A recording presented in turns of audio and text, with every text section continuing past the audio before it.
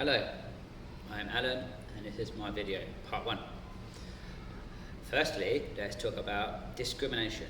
So, in my old school, I heard after I left that they got rid of all the South African teachers. And it's quite commonly known that like online jobs and jobs in general, that they would prefer to have English, Irish, Australian, American over South Africans, and South Africans have a slightly harder time in terms of visas and requirements and things like that. So that's not exactly equal. And in fact, wages in general are not equal. If you look at all the jobs, like at my job at mine at the moment, because of the pandemic and stuff, we lost our bonus, and then we lost our sandwiches, and we keep losing things all the time, I noticed. And our place of work has also been moved to a smaller place to save money. But eventually, perhaps all the native English speakers will say, look, 300 baht is not enough, there's not enough. So they'll probably just go to Filipinos, because Filipino teachers are cheaper. And if in my school, I know I get a lot more money than the TA in the very classroom who's probably doing more work than me. So this isn't really a fair system just because I'm a native speaker. So there is a lot of discrimination in that sense, in terms of where you come from and what you're willing to do for a certain amount of money. And it should be more equal. Okay, and the next point was inclusion and exclusion. So I plan all my classes to be equal, and I teach in a small school at the moment, so everything is done with the point of like there's like dancing where the whole class has to learn a dance. There's reading competitions where the strongest do some reading, but there's like we have things like Halloween and Songkran, and there's lots of things going on, and it's not like there's no one not involved. I mean, yeah, the stronger students probably get to do a bit more than the weaker students in terms of being MCs and stuff, but it's not so bad. But I am aware, in terms of inclusion and exclusion, of like the more better your education is probably going to cost money, so that poorer kids in poorer schools won't have so much access, or they'll probably have a harder time getting into a bigger school. Okay, so topic 3 is diversity and change. So, diversity, shall we say. At my school, I mean, in an ideal situation, everybody, because I work at a kindergarten, I think in an ideal situation, if you want to be female, if you want to be English, Irish, Australian or American, and everybody would be young, like younger than me. But we do have like somebody who's over like 50 from New Zealand. We have an American girl, 2 American girls, and we just had an Irish girl, and we've got a Polish guy about my age. So they're probably a little bit disappointed in some respects, but they have to make do. But I do notice that in all the advertising and multimedia, that poor Barbara, the 50-year-old New Zealander, is never used. She's never used as a front or advertisement, even so she's been here the longest, which is not exactly great. And talking about wages, like I say, like at my job on the weekend, I've lost my bonus, so now I'm looking for 300 instead of 390. And like keep changing the place to save money. They keep looking at areas to save money. It's like because of the pandemic, wages are not going up; they're going down. And opportunities are probably going to like go down too, because there's less jobs. But teachers are always needed, even if they're not willing to pay the wages, which leads to the Filipino conundrum. And also, I work at a school where Chinese is taught too, and it is considered slightly more important Chinese. So it does lead to a kind of thought that maybe that Chinese is the future. I mean, especially in Asia, being close to China. Like, children want to learn English because it makes this a very global language, but Chinese. I mean, like, are my kids going to come here and he'll probably learn Chinese? And if I don't learn Chinese, I mean, change. I mean, like, will English become, like, will the next Tesla course be just Chinese people? I don't know. I mean, you can't really predict the future. Okay, so this is part 1. Okay.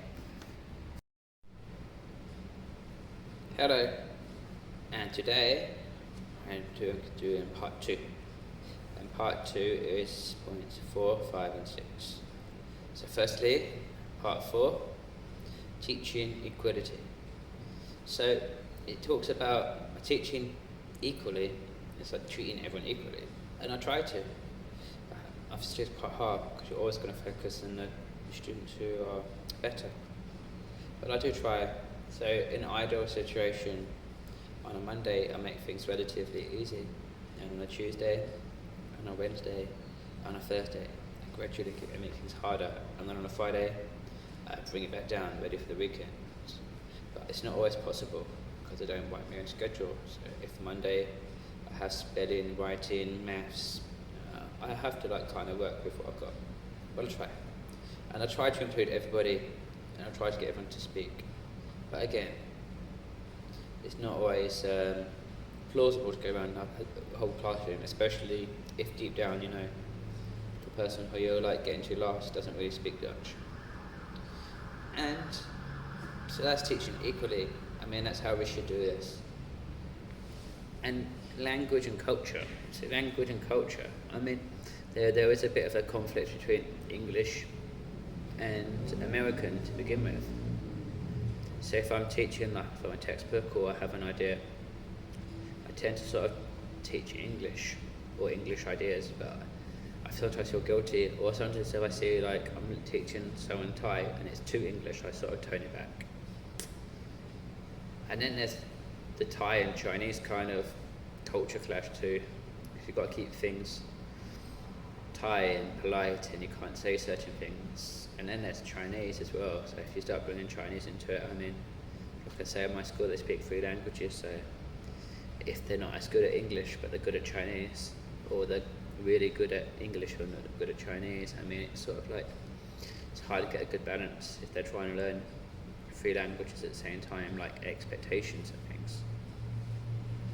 And culture as well. I mean, I don't need to teach Chinese culture, but I still need to celebrate Chinese New Year. I still need to celebrate Songkran. All these kind of things are not necessarily natural to me.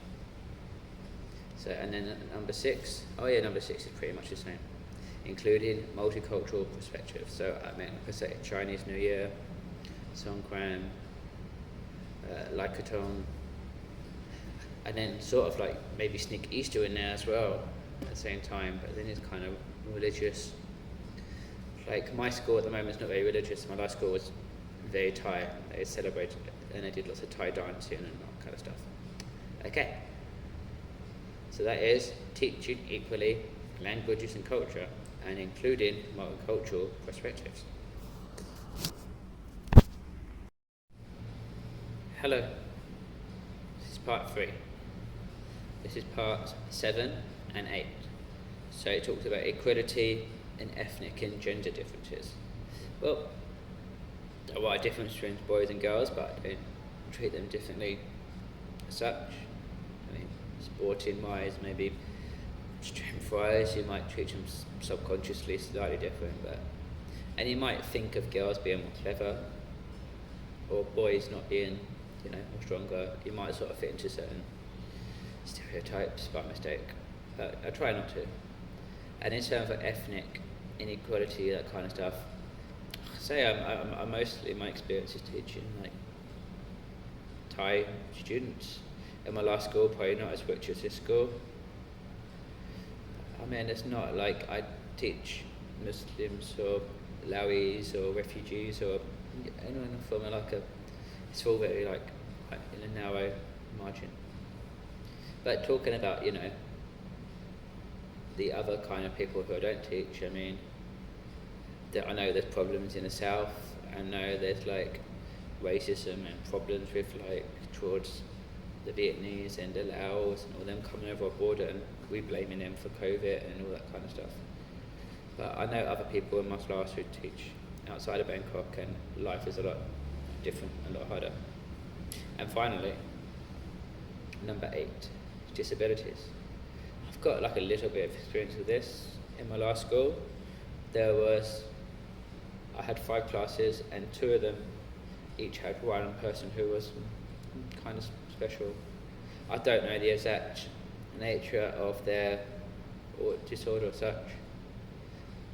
One couldn't speak as well, but was quite happy, and one couldn't keep still.